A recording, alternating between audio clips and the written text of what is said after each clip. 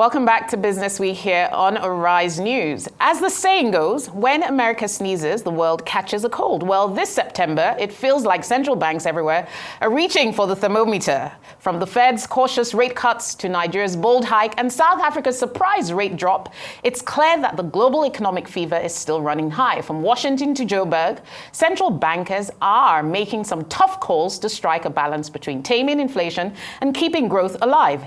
Each of these moves are like the gears of a giant economic clock, each adjustment sending ripples through markets, currencies, and ultimately our wallets. Today, we look at how these policy shifts are set to impact everything from borrowing costs to exchange rates across emerging markets. We've got a familiar face with us today to walk us through, Mr. Tilewa Adebajo, CEO of the CFG Advisory. Before I put him on the hot seat, however, he has a brief roll call of some of these interest rate moves around the world. First, we had the US Fed Reserve reducing its policy rate by 50 basis points. The Eurozone, the European Central Bank cut rates again, following a similar path as the Fed. The Bank of England eased in August and maintained this stance in September. Canada cut its policy rate by 25 basis points. South Africa cut rates by 25 basis points, saying it continued to see a dip in inflation. China lowered rates as well and injected additional liquidity into the banking system. Japan kept rates unchanged. And of course, here in Nigeria, we went in the other direction. So that's the note we're going to start on. And I guess one of my first questions is there a pattern to all of this? You know, what does all this signal for the global economic outlook, Mr. Adebajo? Well, I think from the US perspective, I think it's very important because everybody takes their lead from the Federal Reserve Bank. Yeah. And you know, the European central banks had already cut rates earlier than the Fed. And the Fed was being extremely cautious in terms of looking at its rate cuts. But if you take a look at the headline inflation in America over the last 10 years, you will see that 2 years ago, interest rates in America almost hit a 10-year high of close to like 9%. Yes, yes. So it has taken the US Federal Reserve Bank 2 years plus to get to this drop level. interest rates from 9% down to 2.5% today. Yes. And by accomplishing that, it gives the US Federal Reserve Bank the confidence to cut its rates. Yeah. Because now you feel that you've tamed inflation, now you want to cut rates to stimulate growth. And of course, that is a major ripple effect across the world. And what that means is the fact that borrowing costs in America comes down, exchange rates in America will devalue because people are looking for other areas where they can find higher rates of interest. But of course, you see how the financial markets in the States rallied on that rate cut. Absolutely. Because growth and stimulus. So it's a major stimulus, mortgages, everything is down. So basically it's a stimulus for growth. And really that's the mechanism. Yeah. It's called orthodoxy. Yeah, it's called orthodoxy. I also think sometimes I think it's a fine art because here we see the actual clear impact of monetary policy. In other markets, we don't see that translation effect. And then we also have governments who are so fearful of driving the economy to disinflation and stifling growth. So what is so different about the way the Americans do their rate cuts where you actually see the effect steadily compared to some emerging and frontier markets? Like Nigeria. Well, yes. I mean, I didn't want to say that specifically. We're going to come to Nigeria. But yes, can you give us some insights? You see, there's no magic to this. And, you know, when we talked about coming on today and I said, look, what is the key points that we need to make today? The key point we need to make today is that the reason why we're here today in Nigeria is because we're self-inflicted. Now, let's take a look at the inflation numbers in Nigeria over the last 10 years. If we can get that number from your producers. Yeah. If you take a look at what the inflation has been in Nigeria over the last 10 years, it's a different graph from what you've seen in America. 2015, we were up 6%, 7%. Yes, that's what I'm saying. 10 years ago, inflation was in single digit in Nigeria. Yeah. And the economy was growing between 8.5 to 10.5, 11%. So it's not magic. So if you do not return to the areas of low interest rates, then you have a problem. So what happened in Nigeria? 2022, inflation, just 2021, 2022, inflation was still single digit. But between 2021 and 2022, something happened in Nigeria. What happened? Ways and means. Okay. If you take a look at the ways and means chart, maybe your producers can put it up. There's a correlation between, if you take a look at 2022 there, ways and means hit 22 trillion naira. And from that point in Nigeria, from like interest rates being at 11%, it was a slippery slope. Yeah. In fact, you could almost superimpose this chart on the inflation chart. Exactly. So, and the curves move in the same direct correlation there. Exactly. So is it really liquidity and money supply in the economy? Exactly. Okay. So the fundamentals you're talking about in America also works here. So this is what you're saying is the fact that what happened in the States was they were serious about bringing down inflation, and we were serious about increasing inflation through money supply. So if you saw what happened from 2022, then between that point in time, a point which the central bank governor made, you are seeing that your money supply has gone up from last year was about 65% increase in money supply. So money supply is now 100 trillion naira. Okay. So with that amount of liquidity in the system, you're not going to make any progress. So help me understand this and help the layman understand this as well. If you have that amount of liquidity in the system, is the tool money supply or the cash reserve ratio or whatever it is, which of those is most effective? Are you then saying that the only way we can absorb and pull back all that money from the system is raising rates, or do we need other types of governance or policy measures that will help curb the growth of money? Yeah, you know that one of my favorite subjects is ways and means. Yes. Okay, and the reason why is because ways and means is illegal. When you do something that is illegal, it will impact on your economy negatively. And that is what has happened. So when we find ourselves in this situation, we only have one choice. Okay. That is to tighten, and that's why I'm firmly in support of the 50 basis point increase by the central bank, because that is to preempt. It's a preemptive strike to head off the cost of the increase in fuel prices. Okay. Because fuel price is a direct cost driver for cost push inflation. So that will impact within the next 1 week. We'll start to see the impact. You start to see the fact that the impact of transport prices are going to go up. So that was a preemptive strike to head off that inflation. So that was the right step in the right direction. But we need to go to the root cause of all this. Yeah. So the central bank can only do so much. Indeed. The biggest problem in Nigeria today is fiscal indiscipline. So the government really has to stop spending money the way they're spending money. This present administration went through 7 trillion naira in 5 months. We have a 21 trillion deficit that we're going to finance this year. And we have 3 budgets that are running concurrently. So there's a significant amount of fiscal indiscipline in Nigeria today. It doesn't help that the members of parliament or the House of Reps and the senators are not doing their check for oversight. You know, they're constantly increasing budgets. So if you continue along this rate, it's government spending that is driving this problem. The economy will not grow. Absolutely. So that is the dilemma we have. So now the central bank has done this. We need to take a look at our reform policies, which, as far as I'm concerned, have failed spectacularly. The reform programs and the palliatives that's what upsets me the most. You set up a ministry for palliatives, and the minister in charge goes into corruption within the first 3 months. So there are 2 things you need to do. Either you replace that minister, or you scrap the whole ministry and relook at your intervention program. You cannot go through this sort of reforms program without providing the necessary pushings to people, because we have 133 million Nigerians in multidimensional poverty. If you're going to do reform programs that are this difficult, then stomach infrastructure, as we call it, becomes paramount. Absolutely. So help me understand this. You know, the rate hikes need to be there, but there's the issue of consumer credit and lending to SMEs.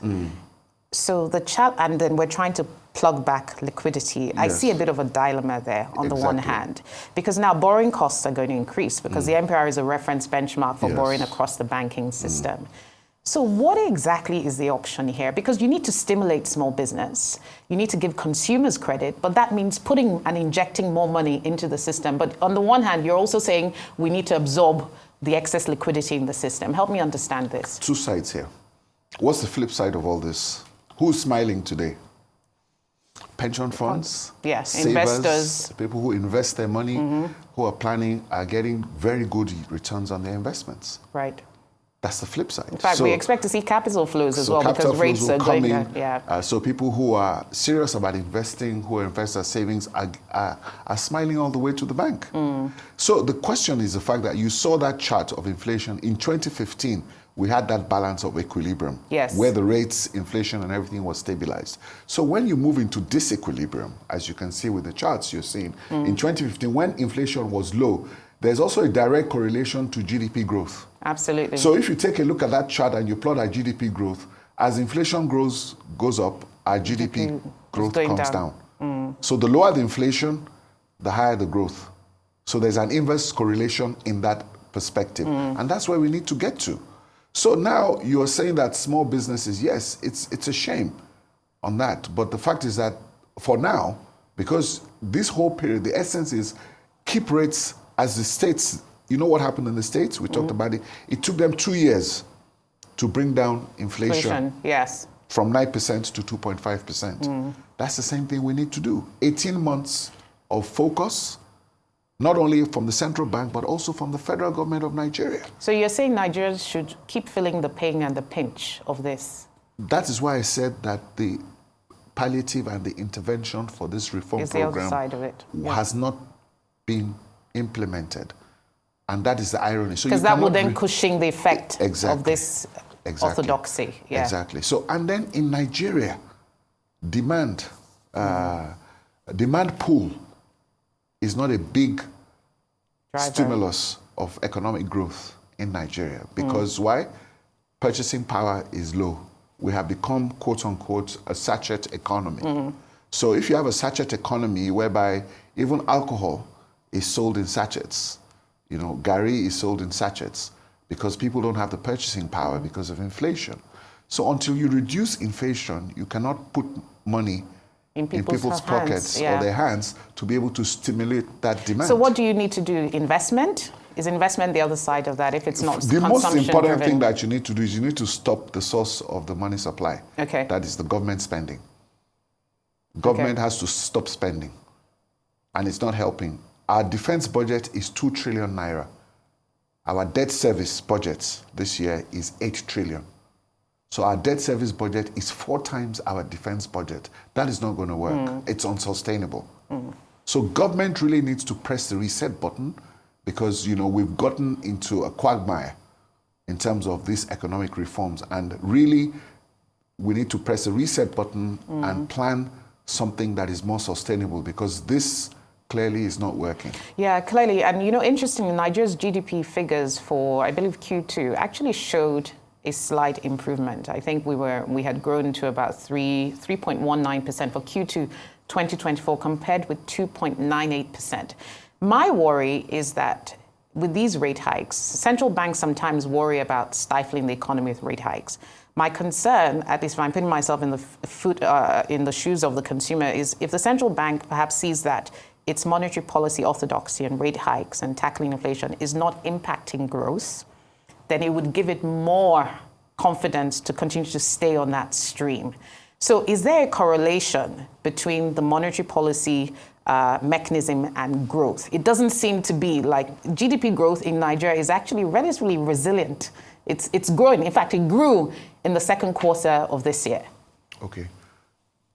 What is the optimal growth rate for a country like Nigeria? That's the question you should ask. Should really be double digits. Exactly. Yes. So our growth is suboptimal. Yes. So what we're saying is that we're growing, but it's suboptimal. What is our population? What's the rate of growth of our population? Probably close to 10%. 3% growth. So if your GDP is growing at the rate of your population, then it's a zero-sum game. Yes. So what we're saying is the fact that, yes, there's a trade-off. You can't have both. You can't have, like I said in the charts, you can't have the high inflation and high GDP growth. It's not going to work. The correlation is inverse. Okay, so inflation has to be low for GDP growth to be high.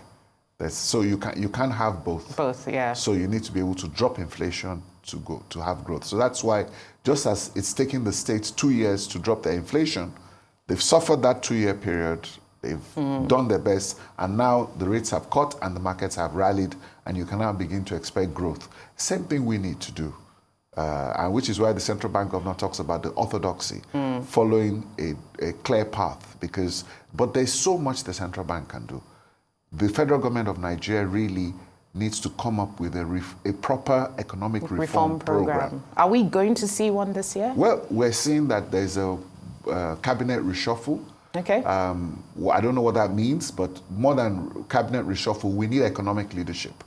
What is lacking in this country is economic leadership, because a lot of good people are working in silos, but right on the top, there's no leadership to coordinate the direction. And let me give you an example. Oil today is selling at $70 a barrel. Nigeria is only producing 1.3 million barrels a day. Imagine if Nigeria was producing 2 million barrels of oil a day. We wouldn't have this problem. Yes. So what is the government doing to boost oil production in Nigeria? That is where the effort should be.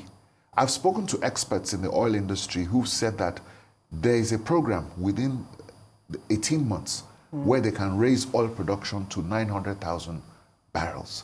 And they've identified those specific oil fields. We're busy arguing about fuel importation and the price of Dangote refinery when PMS prices are set by Platts prices benchmark on the international markets. Prices, yes. So what are you arguing about? It's just like arguing about oil prices. So the government, as I've said earlier, should go and sell down its JV assets. In the process of selling down their JV assets, they can raise $50 billion. Then all those operators can go and make the necessary investment to boost oil production. If we're selling oil and we have the foreign exchange, Nigerian economy will change overnight. Absolutely. It's a no-brainer, but we're not focused in the right direction. Sell down your JV assets, you raise the $50 billion, pay down the debts, then go and get some serious fiscal management and then boost the economy.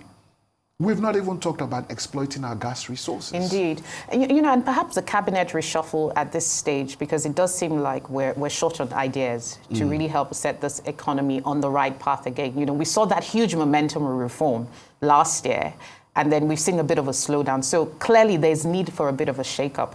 But looking at the oil sector, this focus, sometimes I question this undue focus on boosting production.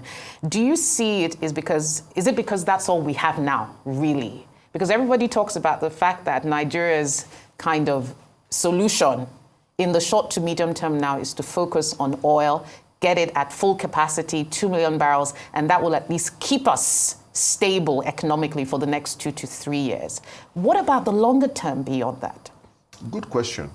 Longer term beyond that now becomes, because you've put yourself into a situation whereby you're dealing with small, little problems. You're not focusing on the big picture, which is what Nigeria's problem is. We have vast amount of solid minerals in this country, coal, lithium, and all these gold we've not been able to exploit commercially. Most of the miners in this country are artisanal. You don't have the big mining companies in Nigeria. So the Chinese are here, they're more exploitative and opportunistic. So you need that corporate structure around the solid minerals. Agriculture is a sector that we also need to focus on, which is something that is boosting us. Our manufacturing sector is suffering. If you take a look at the GDP growth of the manufacturing sector, it's less than 2%. And I think those borrowing costs are going to impact manufacturing even more now. Exactly. And that is why we're saying that when you're going through this reform process, it's very important. But unfortunately, this government put the cart before the horse. And that is why we're in this economic quagmire. And we need to seriously press the reset button, because this is not something that the central bank is going to handle alone. Absolutely. And the government really needs to reset, because if you ask me what the direction of government policy is today, I don't know what it is. Yeah, interesting. We started this conversation talking about rates globally, and I don't want us to focus on the fact that Nigeria is a player in a global context. There's quite a lot of divergence around the rate hikes, rate changes. I can't even read a pattern, and I'm confused now as to what the global economic structure is. Given all these myriad rate changes, are we seeing an increasing divergence between advanced economies and emerging frontier or developing economies? You would have heard, maybe at the top of my show, where I talked about Turkey being able to go to international bond markets and raise at 8.2% just 200 basis points, above 10-year U.S. Treasuries. And I'm like, that's fantastic, right? So is there a pattern or divergence with all these rate hikes? And what does this mean for Nigeria in the global space? Well, Nigeria is not immune from the global market space. In fact, we are a major player in the global market space because we not only participate in international trade, but we're one of the biggest, at least we used to be the largest economy in Africa. We're now number 4. And unfortunately, our marketplace, which is like 200 million people, right, is fast becoming a liability instead of an asset. So, but people look at Nigeria as a very important player in the global markets. As you see with the divergence of rates, like I said, everybody focuses on those shifts. Most of what was driving inflation was post-COVID. Indeed. When the central banks did not raise rates on time. They were caught napping.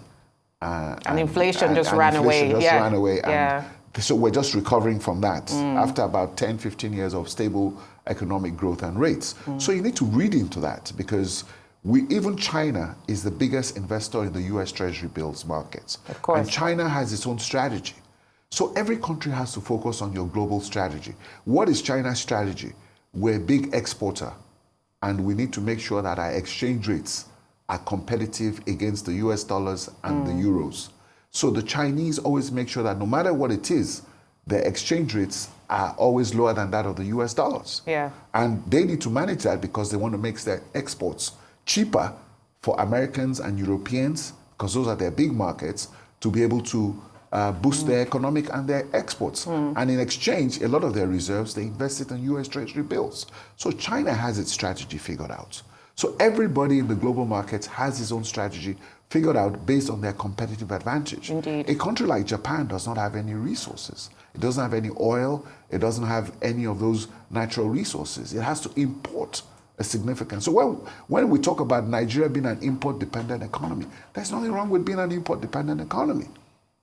Japan doesn't have oil. It doesn't have the iron ore and all the resources to feed its manufacturing sector. So what it does have is a great investment environment. Exactly. So you create that strategic advantage, and you create it's like what is your competitive advantage? Indeed. So you work on your competitive advantage, and you work to your strengths.